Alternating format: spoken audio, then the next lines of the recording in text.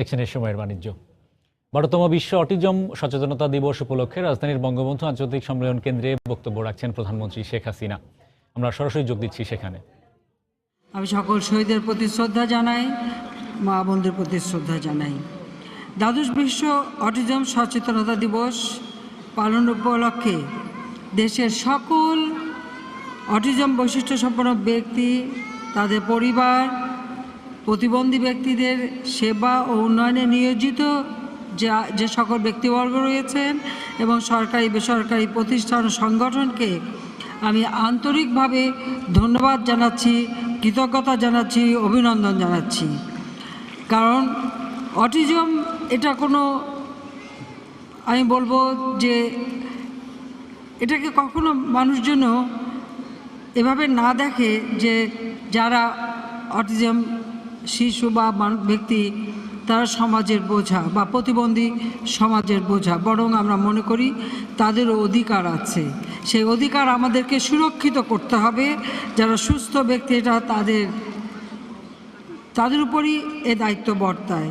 এই জন্য আমাদের দেশে সমাজে সচেতনতা সৃষ্টি করা একান্তভাবে প্রয়োজন ছিল। একসময় এমন ছিল অটিজম জিনিসটা কি এ সম্পর্কে আমাদের কোনো ধারণাই ছিল না, আমরা ঠিক জানতামও না। এবং সত্যি কথা বলতে আমি নিজেও জানতাম না যতক্ষণ না আমার মেয়ে সাইমা ওয়াজেদ হোসেন তার কাছ থেকে মূলত এই বিষয়টা সম্পর্কে আমরা জানতে পেরেছি।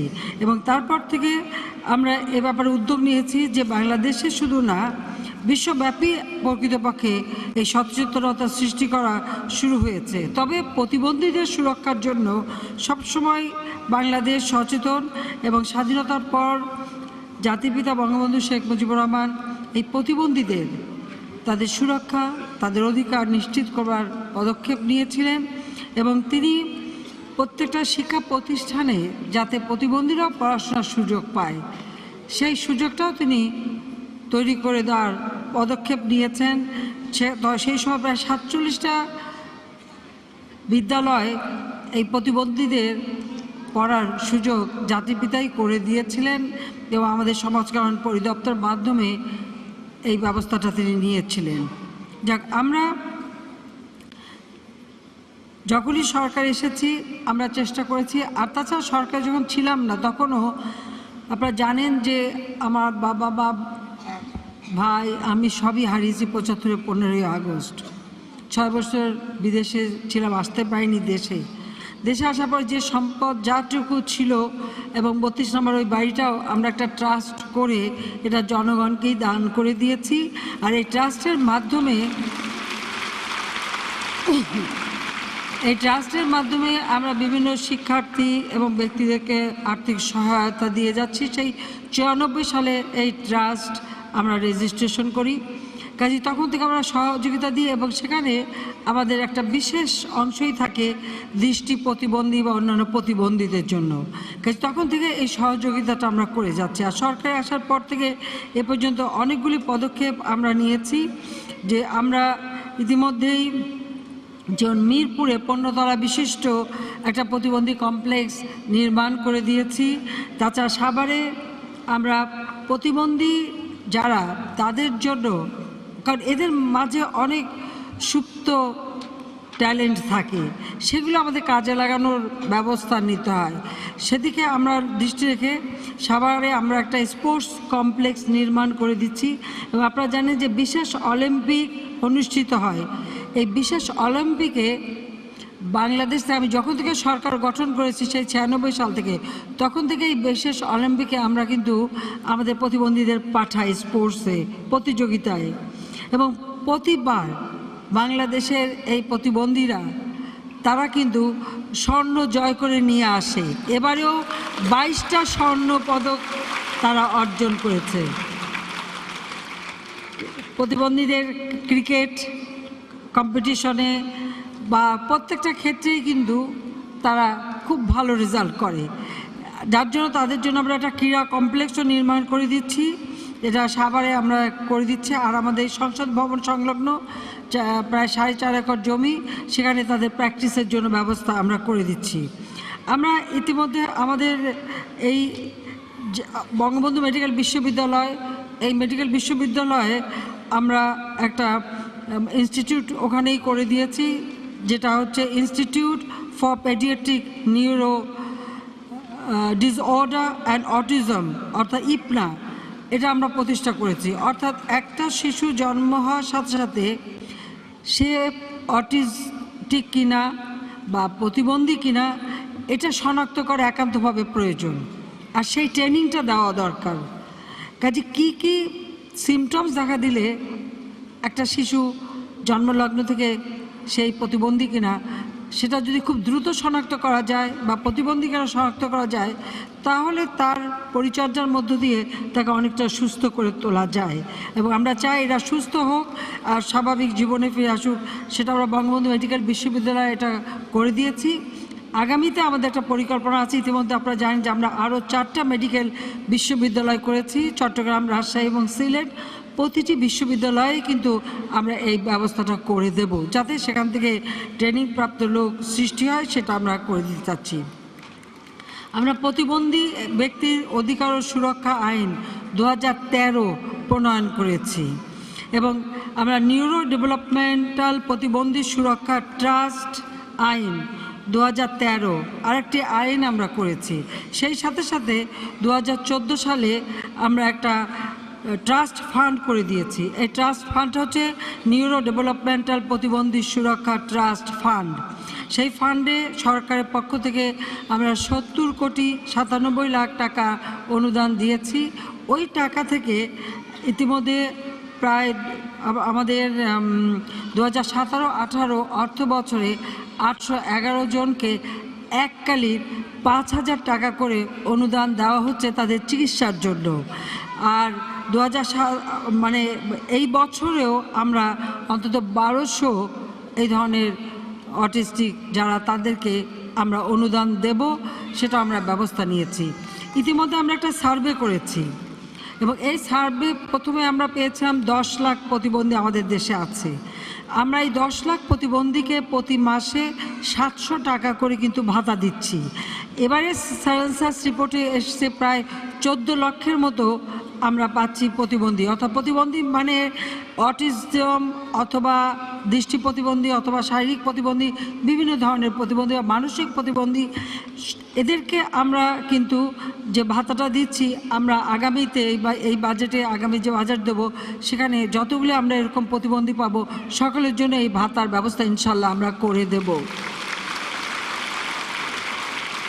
যে সকল প্রতিবন্ধী শিক্ষার্থী আছে, প্রায় 90,000 প্রতিবন্ধী শিক্ষার্থীকে আমরা 700 টাকা থেকে 1200 টাকা পর্যন্ত ভাতা দিয়ে যাচ্ছি, উপবৃত্তি দিচ্ছি, যাতে তারা পড়াশোনাটা করতে পারে। তাছাড়া বই সব কিছু তো আছে। আপনারা জানেন যে আমরা বৃত্তি এবং উপবৃত্তি আমরা সর্বক্ষেত্রে দিচ্ছি, কিন্তু প্রতিবন্ধীদের উপবৃত্তিটা একটু বিশেষভাবে আমরা দেই এবং একটু বেশি টাকা আমরা দিচ্ছি তাদের জন্য, যাতে তারা তাদের পড়াশোনাটা করতে পারে, সেই ব্যবস্থাটা আমরা নিচ্ছি।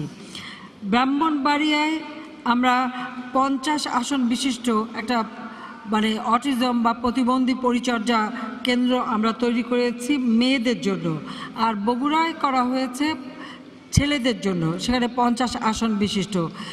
পর্যায়ক্রমিকভাবে আমাদের পরিকল্পনা আছে যে প্রত্যেকটা বিভাগে আমরা এই পরিচর্যা কেন্দ্র করে দেব, আর সেই সাথে সাথে পর্যায়ক্রমিকভাবে যখন সম্ভব হবে আমরা প্রতি জেলায় করে দেব। কারণ অনেক বাবা মা আছেন অটিস্টিক অথবা প্রতিবন্ধী সন্তান, তাদের ভিতরে একটা দুশ্চিন্তা থাকে যে তারা না থাকলে এই বাচ্চাদের কে দেখবে। যাদের ভাই বোন আছে বা যারা ভালো সহানুভূতিশীল তারা তো দেখে, আত্মীয় স্বজন দেখে, কিন্তু সব ক্ষেত্রে তো তা হয় না। তো বাবা মার সেই দুশ্চিন্তাটা দূর করার জন্যই আমরা এই বিশেষ ব্যবস্থা নিচ্ছি যে আমরা এই পরিচর্যা কেন্দ্র করে দেব। আর আমরা যে ট্রাস্ট ফান্ড করে দিয়েছি, এই ট্রাস্ট ফান্ডের মাধ্যমেও আমরা সহায়তা দেব।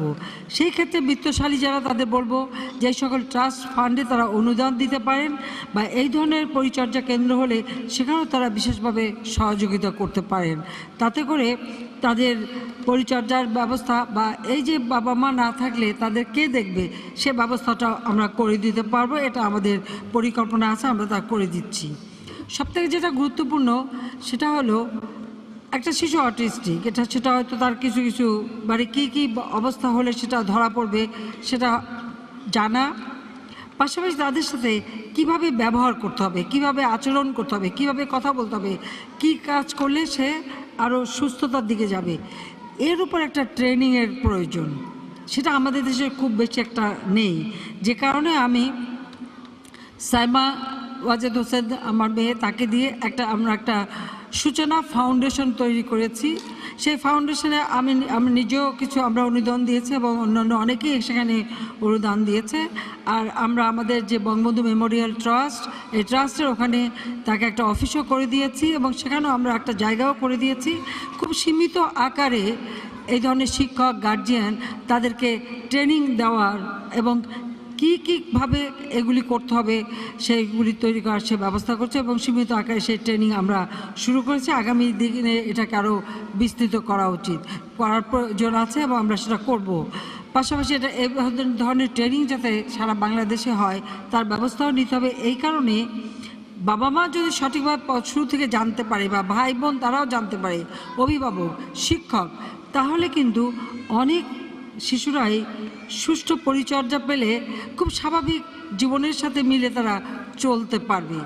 সেই সাথে আরেকটি জিনিস আমি লক্ষ্য করেছি যে এদের মাঝে খুব সুপ্ত জ্ঞান থাকে, ট্যালেন্ট থাকে, সেটাকেও কাজে লাগানো, সেগুলিকেও আমরা কিন্তু তাদের একটু ট্রেনিং দিলে তারা অনেকে খুব ভালো কাজ করতে পারে। এবং এই যে আমরা প্রতিবন্ধীদের শিক্ষা দিচ্ছি বা যারা এতিম শিশু তাদের রাখার ব্যবস্থা করে তাদের শিক্ষা দিচ্ছি, কিন্তু একটা পর্যায়ে তারা কি করবে, সেই ক্ষেত্রে আমি বলবো আমাদের দেশে তো বহু ব্যবসায়ী, বহু শিল্পপতি অনেকেই আছেন, তাছাড়া অনেকে চাকরিজীবী অনেকেই আছেন, সমাজে বিভিন্ন জায়গায় কাজ করেন। আপনারা যদি একটু সহানুভূতি নিয়ে এই ছেলে মেয়েগুলি তাদেরকে একটু কর্মসংস্থানের ব্যবস্থা করে দেন, তাহলে তাদের জীবনটাও কিন্তু একটা অর্থবহ হয়, সে যতটুকু পারে সে কাজ করতে পারে। ইতিমধ্যে প্রতিবন্ধী যারা পড়াশোনা করে বা পরীক্ষা দেয়, যেমন এসএসসি এইচএসসি পরীক্ষা, এই এসএসসি এইচএসসি পরীক্ষায় আমরা কিন্তু প্রতিবন্ধী বা অটিস্টিক যারা তাদের জন্য সময়টা বাড়িয়ে দেওয়া হয়। স্বাভাবিক ছাত্রছাত্রীরা যতটা সময় পায় তারা তার থেকে বেশি সময় পায়, এই জন্য যে তারা যেন পরীক্ষাটা দিতে পারে, কারণ সবাই সমানভাবে সব সময় লিখতে পারে না, সেদিকে লক্ষ্য রেখেই কিন্তু আমরা এই ব্যবস্থা করে যাচ্ছি। আমরা চাই যে আমাদের এই যারা অটিস্টিক বা প্রতিবন্ধী এরা যেন সমাজে বোঝা হয়ে না দাঁড়ায়, এদেরকে কেউ যেন বোঝা মনে না করে। তাদের মাঝে কিন্তু অনেক ট্যালেন্ট আছে এবং আপনারা জানেন যে আমরা একটা মুক্ত পানিটা কিন্তু আমাদের প্রতিবন্ধীরা তৈরি করে। আপনারা তো বিভিন্ন ধরনের পানি পান করেন, কিন্তু এই যে এটা পানির বোতল, এখন একটা বোতল নিয়ে আমি দেখাই, এই যে এই পানিটা এটা কারা তৈরি করে আপনারা জানেন? এটা কিন্তু প্রতিবন্ধীরা করে। দুর্ভাগ্য হলো যে আমার অফিসেও বলে বলে এই পানি ব্যবহারটা নিশ্চিত করা যাচ্ছে না। আমি যখন বলি আমার জন্য হয়তো কিছু পাঠায়, কিন্তু অন্য ব্র্যান্ডের পানি যথেষ্ট নিয়ে আসে, কিন্তু এটা যেহেতু আমাদের প্রতিবন্ধীরা করে, এর বোতলগুলির উন্নত মানের করা, ছোট ছোট বোতল করা, সেগুলো আমরা করে দিয়েছি, কিন্তু এটাকে বাজারজাত করার ক্ষেত্রে অতটা কিন্তু কারো আন্তরিকতার একটু অভাব দেখি। তো আমার অফিসে সবাই আছে, আমি আশা করি আজকের দিনের পরে সবাই এই পানি নেবে।